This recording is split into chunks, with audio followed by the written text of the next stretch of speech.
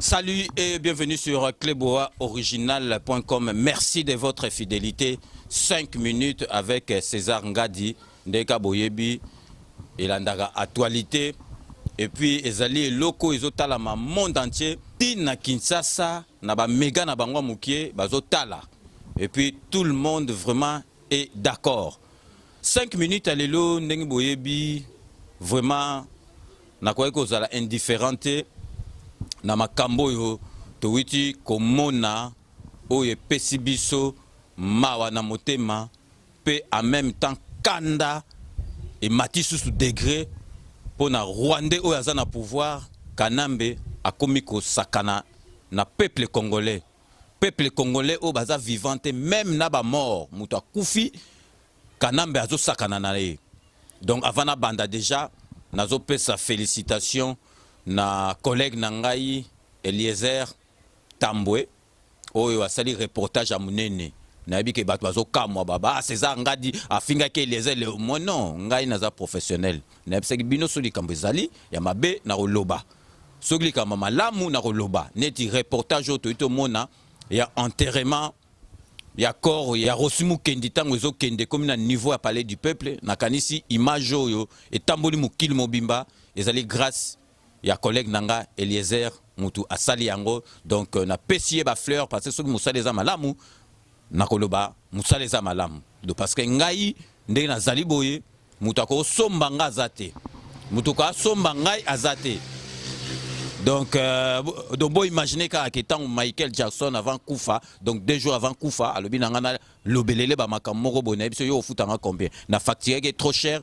akufa na colère bon yo sikoyo oloba na ngai na côté là yo za Michael Jackson donc to longoli na parenthèse wana to zongi siko na makambo zo concerné biso lelo eloko epesi ngai lelo penza na sa ila bino 5 minutes à lelo parce que donc Kanambe donc ba soda wana baza ba soda Kanambe soki Kanambe pesi bango mitindo ba osa ndengi bango ndengi Kanambe yepsi bango donc ba profaner corps ya Rosimu Kendi bon mona kina ba image ya ndeko na biso Eliezer Achaki batu bazo mema cercueil ya corps ya Rosimu Kendi ba soda ba policier ya Kanambe ba ye ba beti bango ba msu bazo beta mutu amemi cercueil pat bon moni penza cercueil ekoueyi na mabele ekoueyi kutu na malembe te donc e bambani pa na mabele donc so bakanga ki ngote bongo mona penza ke corps ya combattant na biso Rosimu Kendi engoko bima ekoueyi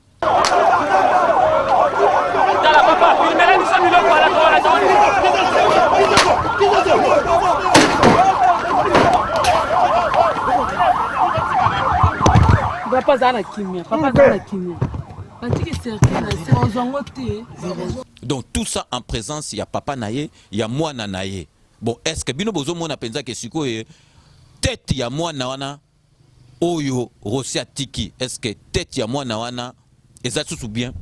Donc Kanambe nga nazo comprendre te donc Kanambe yo ozali donc yo ozapenza ozali mutu ozali donc Rwandais esprit mabe omoni yo Kanambe nde ozana omoni aussi bobomiye botie na cercueil yo ndenge na lobaki Kanambe yo tango kufa tokozwa corps na yo tozo traîner yango nanu na 24 communes tonguluti yo nanu na balabala na se ongulutami après tozuyo tokoko boako et pas ba lion omoni Léopard na tigre on na José Makila ba lion yo tozu moni lion o motanga ozoyo arobandana ko lion na misunu wana minene wana yo Kanambe alias Kabila omoni yo Rossi obomakiye obombiye soki combien de mois kasi falo liaye tozoye omemie na kingakati ozui moi sina wana na baki Olive Lembe na yebisa yeke asa ela biso faveur akokate na buto azo mafuta will atumbi yo nelongi wana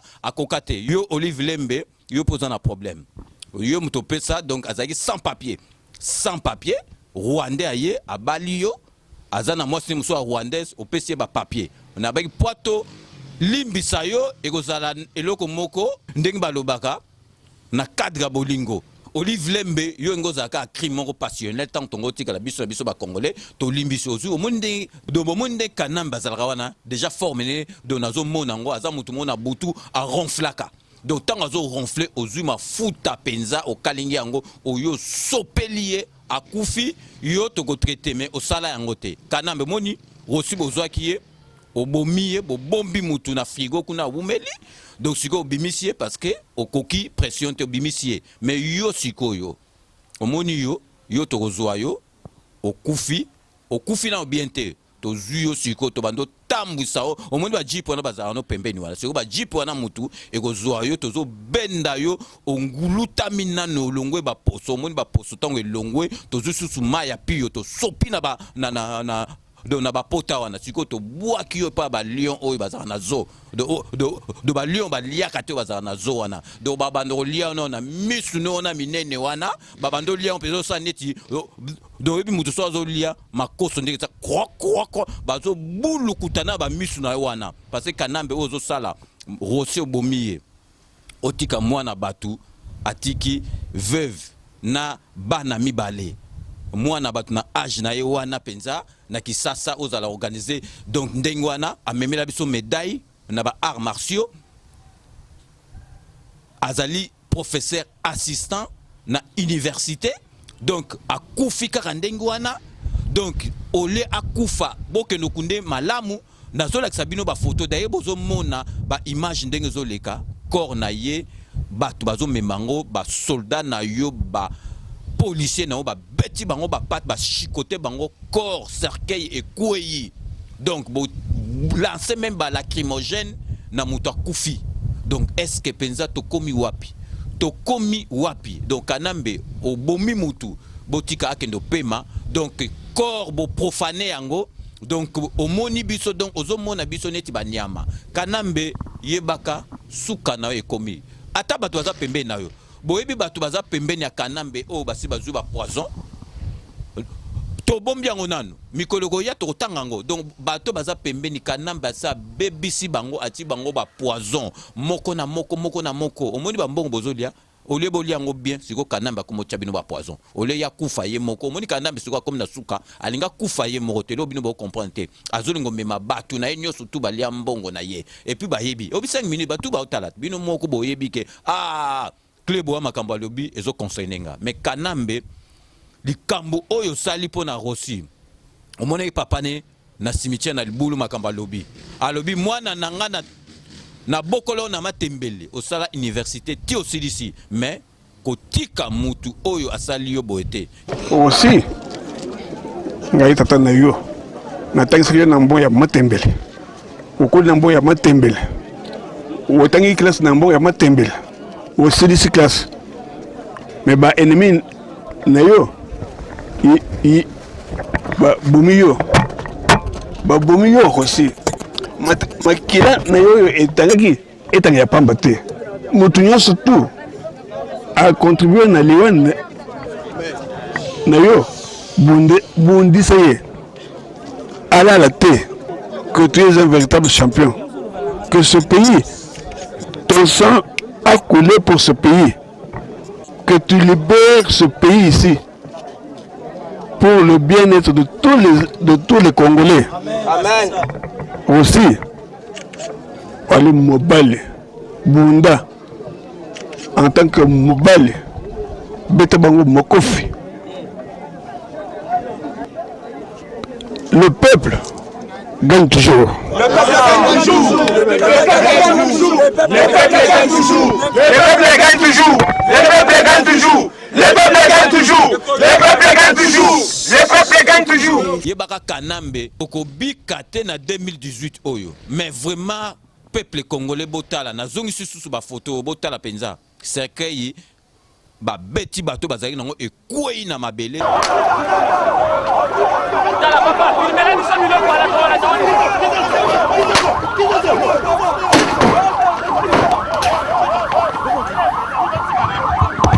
Papa zana kimia, papa zana kimia. siko tala ndenge evandi basoda bazoko kozwango te de parce que famille comme musika basoda balingo botolango bachango na jeep do ba ke no kunda o mondengi peuple congolais a tel million d'ailleurs bino mona proposer bino boyoka nzembo oyo bazo yembela kanambe parce que de po boyeba ke peuple congolais zo banga lisute boyoka bino mona tsheli bino boyoka nzembo oyo babande ko yembela kanambe na leur enterrement.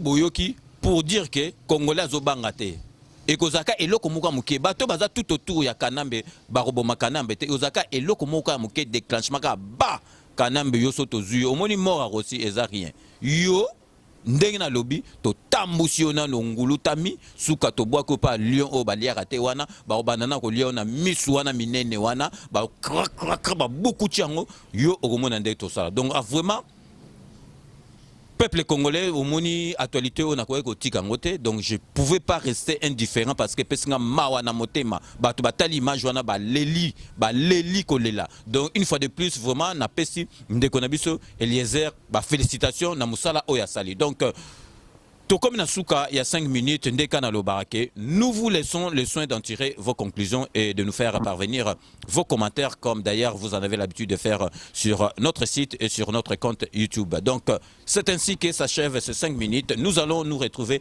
dans 48 heures pour un nouveau numéro de ces 5 minutes avec César Ngadi. D'ici là, portez-vous bien et à très bientôt. N'oubliez pas, tout le monde est d'accord et il en restera ainsi pendant longtemps. Dès qu'Anazo Sabino, 2018, Kanambe Tokobiki Sayete Akokufa.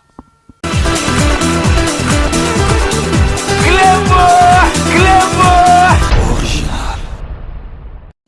Moi, César Ngadi, Kleboa, retrouvez-moi tous les samedis de 14h à 16h dans l'émission Rendez-vous avec le Patriote sur la MNG Radio 99.7 FM.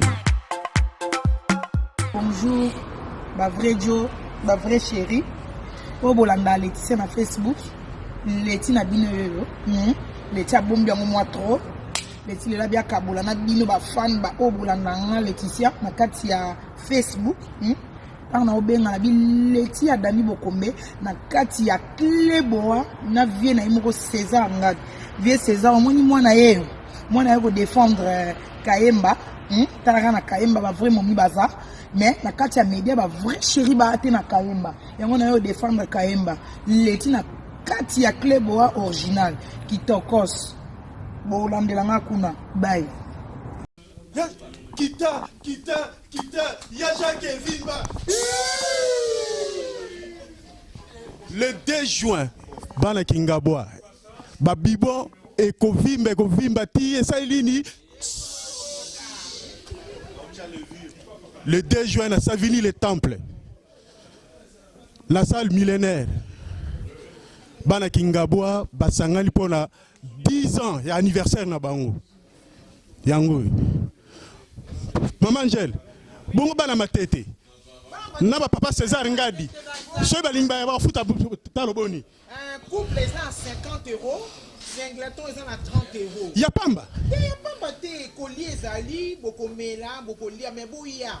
boya bino mo boye bindi ko za 10 ans ezilo pambate. Donc ma master pete lolita na yeba okiko ya koma za mwana matete. Yaka na yo mwana matete yaka mwana yo surtout ya Kingabwa. Soko za mobali obali mwa fi ya commune mususu yaka biso bana Kingabwa to yambio. Yo pe mwasi mwana Kingabwa soki obali mobali ata ya mbinza ata ya wapi. Okomino mwana Kingabwa to adopter yo. Boya na bino e. En tout cas, l'association des ressortissants de Kingabwa, ARK, vous convie à une grande soirée de gala. Pour fêter ses 10 ans d'existence, le samedi 2 juin 2018, de 22h à l'aube, au millénaire, 2 places du 19 mars 1962, à Savigny-le-Temple. Buffet et variété musicale avec plusieurs artistes invités. PAF, 30 € single, 50 € couple. Billets en pré-vente. Infoline 06 12 30 04 80 ou 06 27 71 34 83. Association des ressortissants de Kingabwa, ARK. Toute une décennie. Au cours d'une soirée des galas, le samedi 2 juin 2018, de 22h à l'aube, au millénaire, au numéro 2, place du 19 mars 62, à Savigny-les-Temples. Grande soirée des retrouvailles, tenue correcte exigée. Soirée des dignités, Yabanamboka. Animation musicale, avec DJ Sono Alain Milandou et Lombé, ainsi qu'un groupe de variétés musicales avec plusieurs stars invités. Aussi des invités surprises à ne pas manquer. Profitez de la prévente pour réserver votre place. Soirée dignité, ARK. Toute une décennie.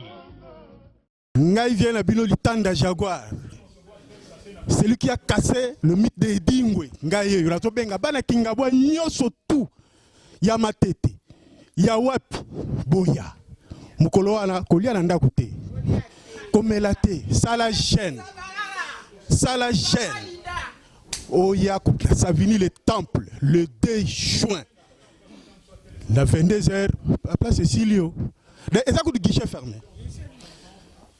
Koya kuleta on a que ressemble na ko futa ticket na guichet fermé et c'était Kamakala. Le 2 juin na salle millénaire à Savigny le temple. Ça loka pembe na gare. Okitika boye zo le monisal. Kotoyo kita ya Jaguar Vimba.